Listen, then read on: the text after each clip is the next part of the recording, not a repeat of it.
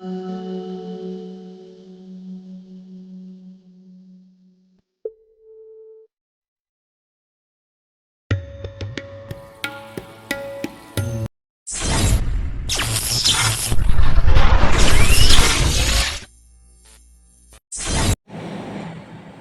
Dear friends, வணக்கம். Welcome back to Deepa's wow kitchen. எல்லாரும் சௌக்கியமாக இருப்பீங்க அப்படின்னு நம்புகிறேன். இந்த 2026 உங்களுடைய கனவுகள்லாம் நினைவாகணும் அப்படின்ட்டு எல்லாருக்காகவும் நான் அந்த ஆண்டவன் கிட்ட பிரார்த்தனை பண்ணிக்கிறேன். இன்னைக்கு நாம ஒரு ஃபர்ஸ்ட் கிளாஸான விளாக் தான் பார்க்க போகிறோம். அண்ட் ரொம்ப நாளாக நீங்களும் கேட்டுட்டு இருந்தீங்க. நிறைய விளாக்ஸ் ஷூட் பண்ணி வச்சுருந்தேன், பட் அப்டேட் பண்ணுறதுக்கு டைம் இல்லாததுனால உங்களுக்கு நான் அப்டேட் பண்ண முடியல. ஓகே, அந்த பழைய விளாக்ஸ் எல்லாம் நான் முடிஞ்சால் நெக்ஸ்ட்டு வரும்போது ஃப்யூச்சரில் உங்களுக்கு ஷேர் பண்ணுறேன். ஸோ இன்றைக்கி என்ன விளாக் அப்படின்னா, இது ஒரு தேர்ஸ்டே விளாகு. ஸோ தேர்ஸ்டே அன்னைக்கு யூஸ்வலாக பார்த்தீங்கன்னா ஸ்டவ் எல்லாம் தொடச்சிட்டு மாக்கோலம் கூட போடுவேன். பட் இன்றைக்கி ரொம்ப சிம்பிளாக மஞ்சளில் பொட்டு வச்சுட்டு ஸ்வஸ்திக் போட்டிருக்கேன். அண்ட் இன்னைக்கு நியூ இயர் அப்படின்றதுனால நம்மளுடைய செராமிக் ஜாடியில் கண்டிப்பாக கம்பல்சரியாக கிச்சனில் புளியும் உப்பும் நிறைவாக நான் வச்சுருப்பேன். எல்லாருமே அப்படி தான் ஃபாலோ பண்ணுவீங்க அப்படின்னு நினைக்கிறேன். இப்போ லேட்டஸ்ட்டாக நிறைய பேர் பாட்டில்ஸில், பிளாஸ்டிக் கண்டெய்னர்ஸில் அந்த மாதிரி யூஸ் பண்ணுறாங்க. பட் நான் எப்போயுமே ரைட் சைடு என்னோட ஹேண்டியாக நான் சமைக்கும் போது யூஸ் பண்ணுறதுக்கு உப்புக்கு ஒரு ஜாடியும் அண்டு கல் உப்புக்கு ஜாடியும் அண்ட் புளிக்கு ஒரு ஜாடியும் தனியாக வச்சுருப்பேன். அண்டு சால்ட்டுக்கு தனியாக ஒரு ஜாடி, மஞ்சளுக்கு ஒரு ஜாடி வச்சுருப்பேன்.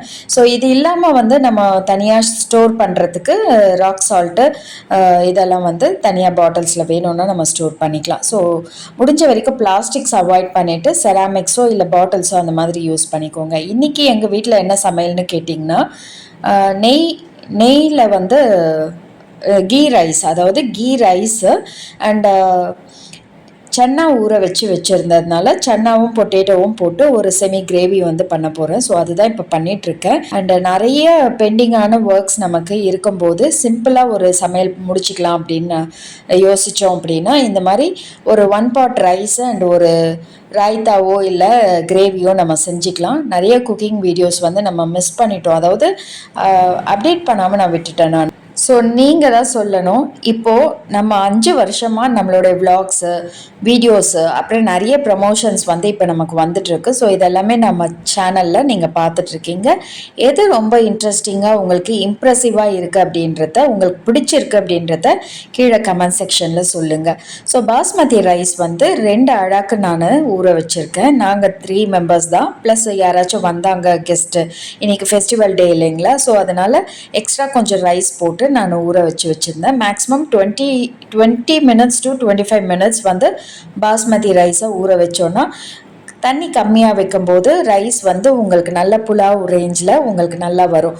இல்லை ரொம்ப நேரம் ஊற வச்சிட்டோம் அப்படின்ட்டு நம்ம தண்ணியும் கொஞ்சம் எக்ஸ்ட்ராவாக ஆட் பண்ணிட்டோம், இல்லை கம்மியாக ஆட் பண்ணிட்டோம் அப்படின்னா ரைஸ் உங்களுக்கு அந்த புலாவுக்கு தனித்தனியாக பிரிஞ்சு வரும். அந்த மாதிரி வராது, ஸ்டிக்கியாக ஆகிடும். ஸோ அது ரொம்ப பார்த்து ஒரு பிரியாணி பண்ணும்போதோ இல்லை இந்த மாதிரி புலாவ் பண்ணும்போதோ கீ ரைஸ் பண்ணும்போதோ நம்ம அந்த ரைஸோடைய கன்சிஸ்டன்சி பார்த்துக்கணும். நெக்ஸ்ட்டு நான் பேரலாக கிரேவி பண்ணுறதுக்காக ஈஸியாக ஒரு மெத்தடு நான் எப்பவுமே யூஸ் பண்ணுவேன். ஈஸி கிடையாது, பட் நம்ம ஃபஸ்ட்டு அது வெங்காயம், அதுக்கடுத்து காஞ்ச மிளகாய், காரத்துக்கு ஏற்ற மாதிரி போட்டுக்கணும். வெங்காயம் வதக்கிட்டு அதுலேயே காஞ்ச மிளகாவை ஃபஸ்ட்டு வதக்கி தனியாக எடுத்து வச்சுக்கணும். அதுக்கடுத்து தக்காளி உங்களுக்கு எத்தனை வேணுமோ அதை பொறுத்து அதையும் எண்ணெயில் லைட்டாக வதக்கி ஆற வச்சு மிக்சியில் நல்லா கிரைண்ட் பண்ணி எடுத்து வச்சுக்கணும். ஸோ அந்த கிரேவி பண்ணும்போது எப்பயுமே பார்த்திங்கன்னா, கிரேவி பண்ணும்போது நம்ம ஆனியன், தக்காளி அதெல்லாம் தனித்தனியாக வதக்கி போட்டோன்னா குழம்பு மாதிரி ஆகிடும். ஸோ ஒரு செமி கிரேவியாக நமக்கு சைட் டிஷ்ஷாக இந்த மாதிரி புலாவுக்கெலாம் வேணும் அப்படின்னா இந்த மெத்தட் ஃபாலோ பண்ணிக்கிட்டிங்கன்னா ஈஸியாக இருக்கும், நல்லா டேஸ்டியாகவும் இருக்கும். கூடவே நீங்கள் ஹோம்மேட் மசாலாஸ், நீங்கள் வீட்டில் ப்ரிப்பேர் பண்ணக்கூடிய மசாலாஸ் யூஸ் பண்ணிங்கன்னா ரெஸ்டாரண்ட் ஸ்டைலில் நீங்கள் எப்படி வெளியில் சாப்பிட்டா உங்களுக்கு டேஸ்ட் கிடைக்குமோ அந்த அளவுக்கு உங்களுக்கு டேஸ்ட்டு கிடைக்கும். கூடவே இந்த இஞ்சி பூண்டு பேஸ்டெல்லாம் நான் இந்த மாதிரி கையிலேயே அரைச்சி வச்சுப்பேன். ஸோ அதையும் நான் ஸ்டோர் பண்ணி வச்சுப்பேன், ஃப்ரிட்ஜில் ஒரு சின்ன கண்டெய்னரில் ஸ்டோர் பண்ணி வச்சுப்பேன். இன்றைக்கி இந்த மாதிரி ரைஸை பாயில் பண்ணிவிட்டு நான் இந்த மாதிரி தனியாக எடுத்து வச்சுருந்ததுனால உங்களுக்கு ரைஸ் பார்த்திங்கன்னா நல்லா பிரிஞ்சு தனித்தனியாக புலாவ் மாதிரி உங்களுக்கு வந்திருக்கு. ஸோ இந்த மெத்தட் வேணும்னா ஃபாலோ பண்ணி பாருங்கள். ஏற்கனவே நிறைய வீடியோஸில் நான் அப்டேட் பண்ணியிருக்கேன். மஷ்ரூம் போட்டு செய்யக்கூடிய புலாவ், அப்புறம் பிரியாணி, இந்த மாதிரி வெரைட்டிஸ்லாம் ஈஸியாக பண்ணிடலாம்.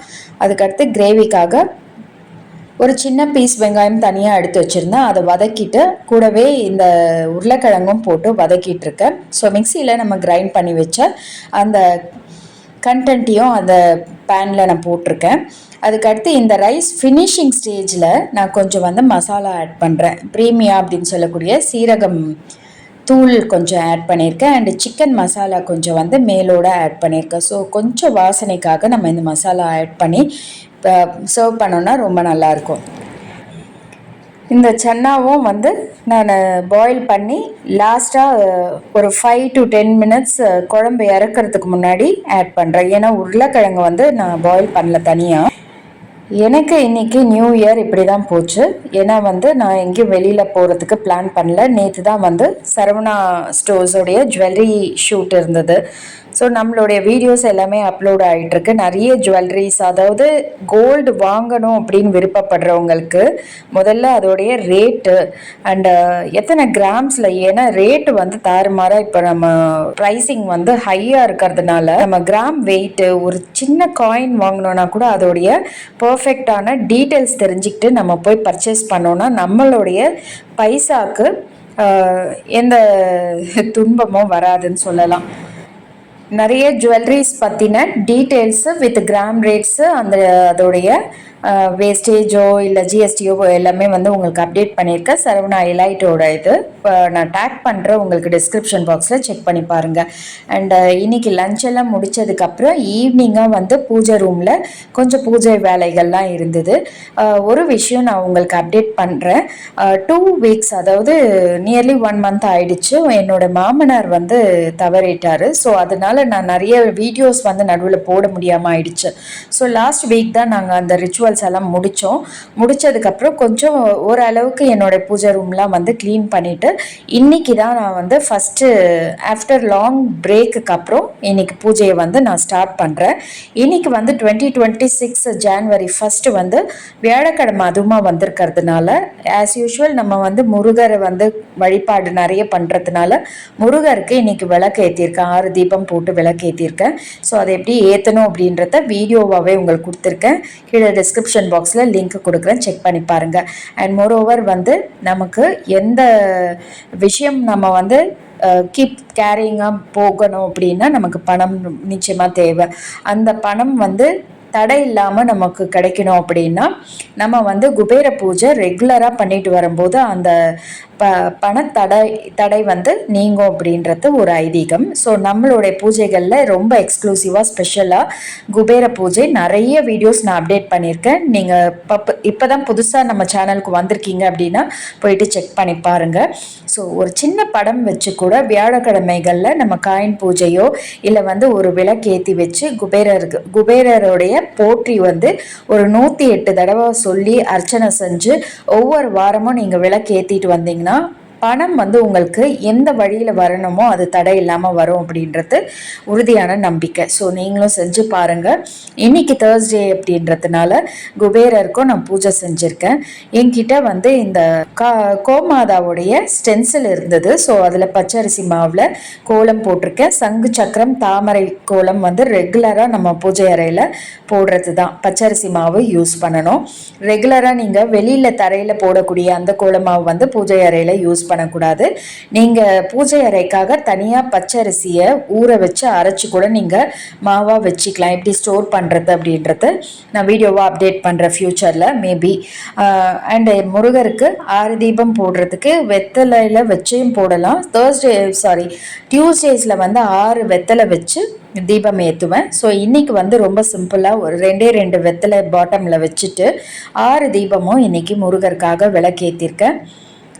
நம்ம வந்து முருகருக்கான டெய்லி நாமாவளியும் சொல்லலாம். இல்லை உங்களுக்கு சொல்ல வரலை அப்படின்னா நீங்கள் வந்து வேல்மாறல் கூட படிச்சுக்கலாம். இல்லை நீங்கள் யூடியூப்லேயோ இல்லை வந்து உங்களுடைய ஃபோனில் ஸ்டோர் பண்ணியிருந்தீங்கன்னா முருகருடைய போற்றிகள் சொல்லி உங்கள் பூஜையை நீங்கள் செஞ்சுக்கலாம். ஸோ இந்த மாதிரி வீட்டில் செய்யக்கூடிய பூஜைகளுக்கு பலன் ஜாஸ்தி. நீங்கள் என்னதான் கோவிலுக்கு போனாலும் வீட்டில் செய்யக்கூடிய பூஜைகளுக்கு வந்து பலன் வந்து உங்கள் வீட்டில் இருக்கக்கூடிய அத்தனை பேருக்கும் போய் சேரும். ஸோ இதை வந்து நீங்கள் ஒரு நாளும் விடாமல் பூஜை செஞ்சு பாருங்கள், டிஃப்ரென்ஸ் நிறைய தெரியும். ஏன்னா நிறைய பேர் வந்து நிறைய தடவை கேட்டிருக்காங்க, இந்த பூஜைகள்லாம் டெய்லி பண்ணணுமா, காலையில் பண்ணணுமா இல்லை ஈவினிங் பண்ணணுமான்ட்டு. நீங்கள் ஆஃபீஸ் கோயர்ஸாக இருந்தீங்க அப்படின்னா உங்களோட கன்வீனியன்ட் டைமிங் எப்படி அப்படின்றத பார்த்துக்கோங்க. அண்ட் ஹோம் மேக்கராக இருக்கீங்க அப்படின்னா கூட நீங்கள் உங்கள் வேலைகள்லாம் முடிச்சுட்டு கூட பூஜை அறையை சுத்தம் செஞ்சுட்டு, ஆனால் காலையில் கண்டிப்பாக வந்து விளக்கேற்றணும். ஆஃப்டர்நூன் டைமில் அஷ்டோத்திரம் படிக்கிறதோ இல்லை வந்து உங்களுக்கு பிடிச்ச கடவுளுடைய புக்ஸ் எல்லாம் படிக்கணும் அப்படின்னா நீங்கள் அதை வந்து நீங்கள் படிக்கலாம். ஸோ இந்த மாதிரி கடவுளுக்கு தனியாக நீங்கள் நேரம் ஒதுக்கணும் அப்படின்றது கிடையாது. உங்களுக்கு எந்த அளவுக்கு டைம் இருக்கோ அதை பொறுத்து நீங்கள் வந்து பூஜையை வந்து செய்யலாம், அது தப்பே கிடையாது. குபேரரை எந்த பக்கம் வைக்கணும்னு நிறைய பேர் கேட்டது உண்டு. ஸோ குபேரருடைய படமோ இல்லை ஐடல்ஸோ நீங்கள் பூஜை அறையில் வச்சுருந்தீங்கன்னா நார்த் ஃபேஸிங்கில் வச்சு நார்த் ஃபேஸிங்கில் விளக்கு ஏற்றிக்கோங்க, இல்லை ஈஸ்ட் சைடு வந்து ஏற்றிக்கோங்க. இந்த 2 டைரக்ஷன் வந்து குபேரருக்கு உகந்த டைரக்ஷன். ஸோ இதை வந்து நீங்கள் எவ்ரி தேர்ஸ்டே ஃப்ரைடே 2 நாளும் கம்பல்சரி நீங்கள் குபேர பூஜை செய்யலாம். கூடவே லக்ஷ்மி பூஜையும் நீங்கள் செஞ்சுக்கலாம். 2-3 பூஜைகள் சேர்த்து செய்யும் போது உங்களுக்கு ரொம்ப ஸ்ட்ரெஸ்ஃபுல்லாக இருக்கும். ஸோ அந்த ஸ்ட்ரெஸ் இருக்குது அப்படின்னா நீங்கள் ஏதாவது ஒரு கடவுள், உங்களுக்கு எந்த கடவுள் வந்து உகந்தது அப்படின்றத நீங்கள் பார்த்துக்கோங்க. பார்த்துட்டு அந்தந்த நாளுக்கான கடவுளுடைய பூஜையை நீங்கள் தனித்தனியாக எடுத்து கூட செய்யலாம். ஸோ உங்களுடைய மோட்டோ, அதாவது உங்களுக்கு இந்த கடவுளை நம்ம வணங்கினா நமக்கு இந்த விஷயம் கிடைக்கும் அப்படின்னு மனசார நீங்கள் நம்பினீங்க அப்படின்னா கண்டிப்பாக அந்த பூஜையை வந்து கண்டினியூஸாக செய்யுங்க. கண்டினியூஸானா ஒரு அட்லீஸ்ட் 48 நாளாவது அதை நீங்கள் ஃபாலோ பண்ணணும். விரதமாகவும் ஃபாலோ பண்ணிக்கலாம், இல்லை ரெகுலராக நீங்கள் வந்து மார்னிங் முடிச்சுட்டு அதுக்கப்புறம் கூட ரெகுலராக நீங்கள் வெஜ்ஜோ நான்வெஜ்ஜோ சாப்பிட்றத ஃபாலோ பண்ணிக்கலாம். மேக்ஸிமம் பார்த்தீங்கன்னா நாங்கள்லாம் வந்து எக்ஸப்ட் சண்டேஸ் தவிர நான் நான்வெஜ் எடுத்துக்க மாட்டேன். ஸோ அதே மாதிரி 48 டேஸ் நம்ம விரதம் இருக்கிறோம் அப்படின்னா அந்த 48 டேஸ் கண்டிப்பாக ஃபாலோ பண்ணிப்பேன். ஸோ விரதம்ன்றதே நம்ம வந்து அதை ஒரு ஸ்ட்ரிக்டாக ஃபாலோ பண்ணுறது தான் வழக்கம். வீடியோவோட எண்டுக்கு வந்துட்டோம். இந்த வீடியோவில் நிறைய யூஸ்ஃபுல்லான இன்ஃபர்மேஷன் உங்களோட ஷேர் பண்ணியிருக்கேன் அப்படின்னு நம்புகிறேன். இந்த வீடியோ பிடிச்சிருந்தா உங்களோட ஃப்ரெண்ட்ஸ் அண்ட் ஃபேமிலி மெம்பர்ஸோட ஷேர் பண்ணுங்கள். Thank you very much. நெக்ஸ்ட் இன்னொரு vlogல நம்ம சந்திக்கலாம்.